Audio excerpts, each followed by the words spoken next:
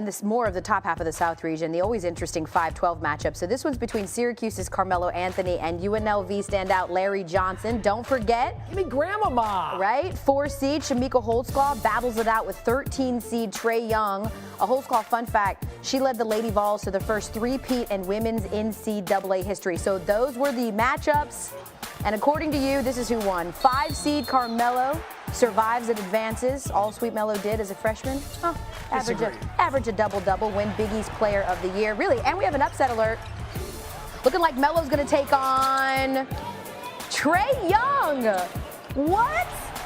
Ice Trae scored 30 points or more in 9 games during his lone season at Oklahoma. Listen, he had an amazing run at Oklahoma. I'm just saying, what Holtzclaw did was incredible. So it's going to be the battle between 2 one-and-dones, 5 seed Melo, 13 seed Young. Did we give Trae Young more hair in that? Well, you think that we Photoshop more? You know what? Hard to forget Anthony's 33 and 14 double-double in the Orange's 95-84 win over 1 seed Texas. Meanwhile, Young, 27.4 points a game and the highest single-season scoring average in Big 12 history. His 8.7 assists per, also ranked top in D1 history by a freshman. All right, Coach is back.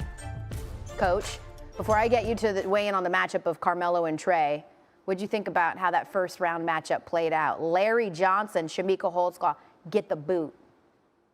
You know, look, I like Carmelo Anthony. I played against or coached against Larry Johnson, Grandmama, but Shamika Holtzclaw, she got the worst deal in the whole thing. But let's talk about Larry Johnson. Grandmama, 2 Final Fours, a national championship, Player of the Year, dominated people. And that Shamika Holtzclaw, she was ridiculous. You're talking about 3 consecutive national championships. You're talking about 2-time Player of the Year. You're talking about someone that was really special in relation to the women's games. Trey Jones, he was good, and Carmelo Anthony, really good, but not. Let's end this conversation. This was a bad draw, and obviously the people of America need to be questioned.